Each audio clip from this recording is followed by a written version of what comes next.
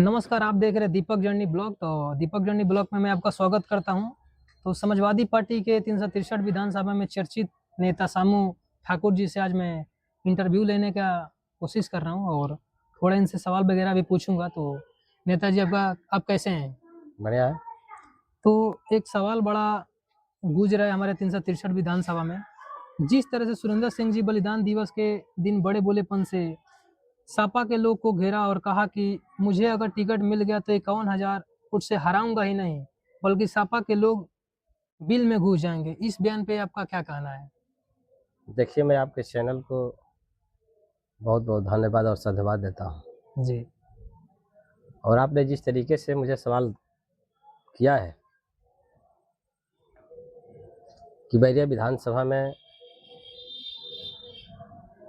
सुरेंद्र सिंह के बड़े बोलेपन पर, जी तो मैं आपको बता दूं कि बैरिया में सुरेंद्र सिंह का जी और उत्तर प्रदेश में ओम प्रकाश राजभर का जी बातों पर न कोई लोड लेता है, न कोई भरोसा करता है। हम्म, न वैसे नेता पर हम लोग भरोसा करते हैं जी जिसकी कथनी और करनी में काफी डिफरेंस दिखाई देता है।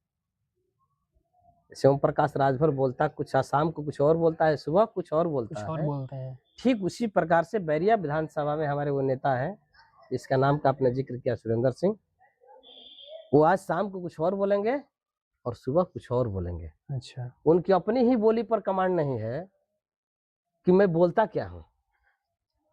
और उन्होंने जो बोला है जी उन्होंने कि 18 अगस्त पर, जी बलिदान दिवस 18 अगस्त। हाँ, बलिदान दिवस पर, जी बलिदान दिवस देखिए 1857 की क्रांति में जो लहर चली, जी उसमें बलिया जनपद का बहुत बड़ा योगदान रहा।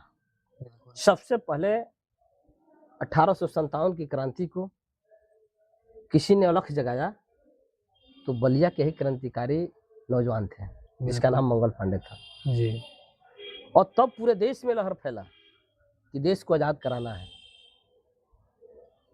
और सबसे पहले आजाद भी हुआ कोई जनपद तो पूरे देश में आजादी से पहले बलिया ही आजाद हुआ था। बिल्कुल। और उसके बाद कोई क्षेत्र आजाद हुआ तो हमारे बैरिया विधानसभा आजाद हुआ था। जी तो बैरिया विधानसभा एक ऐतिहासिक धरती है, क्रांतिकारियों की धरती है, बलिदानियों की धरती है। और सभी लोग 18 अगस्त को उन बलिदानियों और क्रांतिकारियों को नमन करने के लिए जाते हैं। जी वहां कोई राजनीतिक बात नहीं नहीं होती है। न राजनीतिक चर्चा, सभी दल के लोग जाते हैं, अपने दिल में आस्था बैठाए उन उन शहीदों को याद करते हैं जिन शहीदों के बदौलत हम और आप आज आजाद भारत में महसूस कर रहे हैं। बिल्कुल खुलेआम चलते हैं, खुले रूप में रहते हैं, आजाद हम घूम रहे हैं, बोल रहे हैं, चाल रहे हैं। आपके सामने जो कहने का मुझे अधिकार मिल गया, बिल्कुल। ये उन शहीदों की बदौलत मिला है। माने वो दिन खास करके उन शहीदों को नमन करने का है, याद करने का है कि हम उस शहादत को कभी भूल नहीं सकते। भूल नहीं सकते। लेकिन उसी में बड़े बोलोपन के कारण वो चर्चित होना चाहते हैं। बिल्कुल वो शहादत किए नहीं गए हैं, वो राजनीति करने के लिए गए हैं। यानी उनकी वहां जाना, शहादत दिवस पर जाना, शुद्ध रूप से राजनीति से प्रेरित उनका जुलूस था, राजनीति से प्रेरित उनकी भाषाएं थी। और जिस तरीके से उन्होंने बोला है, जी मैं ये कह सकता हूं कि कोई भी दल के पार्टी के लोग ऐसे भाषा नहीं बोल सकते। ऐसे बिल्कुल नहीं यूज किए हैं वहाँ पे। उन्होंने ये भी कह दिया कि जनता को देखकर समाजवादी पार्टी बिल में घुस जाएगी। बिल्कुल ये बोले हैं वो। और ये भी कहा कि अगर पार्टी ने मुझ पर भरोसा किया तो 51,000 वोट से समाजवादी पार्टी को मैं हराऊंगा। अच्छा लेकिन मैं बहुत दूर नहीं जाऊंगा, 2022 के चुनाव की बैक की तरफ जाऊंगा। बिल्कुल। 2022 में महाशय जी चुनाव लड़े थे, वो किसी दल के नेता नहीं है। अच्छा वो कभी कांग्रेस में जाते हैं, कभी भाजपा में गए थे। भाजपा ने टिकट नहीं दिया तो नाव वाले पार्टी वीआईपी पार्टी में चले गए, जिसका उद्देश्य ही सिद्धांत कुछ नहीं रहा। जी उसके बारे में, उसकी बोली पर आप हम कैसे विश्वास करेंगे? और समाजवादी पार्टी से बहुत 2022 में जब चुनाव लड़े महाशय जी, तो समाजवादी पार्टी के ही नेता 44,000 वोट से उनको हराने का काम किया था।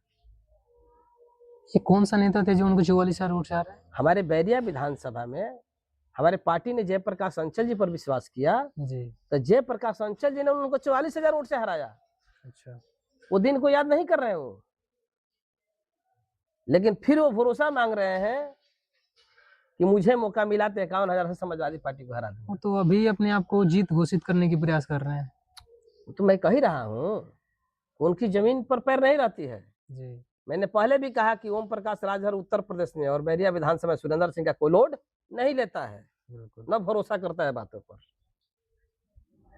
और मैं आपके सामने चैनल के माध्यम से आपको मैं बताना चाहूंगा कि मैं भी समाजवादी पार्टी का छोटा सा कार्यकर्ता हूँ, जी। और मैं भी विधानसभा स्तर पर मैं पूरी ताकत के साथ मेहनत करता हूँ। और मैं भी गया था नमन करने के लिए बिल्कुल। अपने पूरे नौजवान क्रांतिकारियों के साथ, और मैं शहीदों को नमन भी किया। लेकिन समाजवादी पार्टी ने मुझ पर अगर भरोसा जताया, जी। और भरोसा जताकर मुझे चुनाव मैदान में बैरिया से लड़ने का अगर मौका दिया, तो भारतीय जनता पार्टी और सुरेंद्र सिंह को मैं 1 लाख वोट से न हरा दूं तो मेरा सामू ठाकुर नाम बदल दीजिएगा। बिल्कुल। मैं 1 लाख वोट से हराकर मैं जमानत जब्त कराने का काम करूंगा, अगर भारत पार्टी ने मुझ पर भरोसा जताया तो। क्या आपको लगता है कि पार्टी आपको टिकट देगी? किसी को नहीं लगता है, हम कर्म के बलौत पहचान बनाए हैं। अच्छा। अगर आप मुझे सामू ठाकुर के हैसियत से जानते हैं, जी। तो सामू ठाकुर के कर्म से नाम से जानते हैं। मैं किसी के बदौलत पहचान नहीं बनाया हूं। बिल्कुल। समाजवादी पार्टी में हम काम करते हैं, समाजवादी पार्टी के सच्चे सिपाही है, और दिल से समाजवादी पार्टी के लिए हमारे एक एक कतरा भी काटेंगे तो समाजवादी पार्टी का ही रक्त बहेगा। बिल्कुल। और समाजवादी पार्टी जिस दल में हम काम कर रहे हैं, मुझे आशा नहीं उम्मीद है कि मेरे मेहनत का फल समाजवादी पार्टी मुझे जरूर देगी। और मौका दिया और विश्वास जताया तो बैरिया विधानसभा में उसी सुरेंद्र सिंह को और भारतीय जनता पार्टी को 1 लाख वोट से न हरा कर विदा कर दूं तो मेरा नाम बदल दीजिएगा। सुरेंद्र सिंह जी तो ये भी बोलते हैं कि पीडीए का मतलब कुछ और ही बोल रहे हो तो। मैंने पहले भी कहा कि इनको लोड नहीं लेना है। वो पीडीए का मतलब क्या क्या बताते हैं कि पीट देगा और हेर, जी। इस टाइप के क्वेश्चन करते हैं। बिल्कुल। अभद्र भाषा का प्रयोग करते हैं वो। लेकिन जिस व्यक्ति ने पीडीए शब्द का आविष्कार किया, जी। वो हमारे समाजवादी पार्टी के राष्ट्रीय अध्यक्ष आदरणीय अखिलेश यादव जी हैं। बिल्कुल। और अखिलेश यादव जी को पूरा देश ही, प्रदेश नहीं देश जानता है कि अखिलेश यादव जी कौन सी यूनिवर्सिटी से पढ़ कर आए। जी। और जो बढ़िया यूनिवर्सिटी से पढ़ कर आया होगा, वो सोच समझकर चयन शब्द का चयन किया होगा कि पीडीए का अर्थ क्या होता है। जी। और सुरेंद्र सिंह किस यूनिवर्सिटी से पढ़ कर आए हैं, पूरी बैरिया के लोग भी जानते हैं, दूसरे लोग भी जानते हैं जी। वो कौन सा यूनिवर्सिटी में गए। अगर मैनेजर सिंह की कृपा नहीं होती तो जो नौकरी पाए हैं वो भी कृपा बदौलत पाए हैं, वो अपने क्षमता की बदौलत नहीं पाए हैं। जी। वो मैनेजर सिंह की कृपा थी। बाबू मैनेजर सिंह जो विधायक रहे हैं हमारे यहाँ, उनका सम्मान मैं करता हूँ, नमन भी करता हूँ। उनकी कृपा के बदौलत उनकी नौकरी मिली और विधायक भी हुए। तो सुरेंद्र सिंह एक्सीडेंटल विधायक है, वो एक्सीडेंटल विधायक है। वो विधायक नहीं थे, एक्सीडेंटल विधायक है, अचानक फैसला हो गया जी। न चाहते हुए भी। इसी से उनकी बड़बड़पन बातें आती है। और उन्होंने बहुत कुछ कहा है। उन्होंने तो ये भी कहा है, यादवों के ऊपर अभद्र टिप्पणी भी किए हैं। हमेशा करते रहते हैं वो तो। टिप्पणी की आप जानते भी होंगे बिल्कुल बिल्कुल, मैं हमेशा देखता हूँ। कि यादव से न तो खेती सुरक्षित है, न बेटी सुरक्षित है, न मवेशी सुरक्षित है। जी। सुरेंद्र सिंह जातीय व्यवस्था से ग्रसित नेता है। मैं नेता का संज्ञा नहीं देना चाहता हूँ, जातीय व्यवस्था से ग्रसित व्यक्ति है। बिल्कुल। और जिस तरीके से यादव के ऊपर कहा है बात, तो मैं उनको याद दिलाऊंगा। कुछ दिन पीछे जाइए, जब कृष्ण जी, जब इंद्र भगवान घंघोर अत्याचार किए थे तबाह करने के लिए, जी। यही आदिवासी परिवार के श्री कृष्ण भगवान जी, जो कि पूरा समाज आदिवासी ही कहता है, बिल्कुल। उस समय इंद्र भगवान को अगर घमंड हो गया था कि मैं ही दुनिया का मालिक हूं, तो इंद्र भगवान को श्री कृष्ण भगवान जी ने जवाब दिया था कि आप मालिक नहीं हैं। और उस समय एक अंगुली पर पूरे गोवर्धन पहाड़ को उठाकर और खेती भी सुरक्षित किया था और बेटी भी सुरक्षित किया था और मवेशी भी सुरक्षित किया था।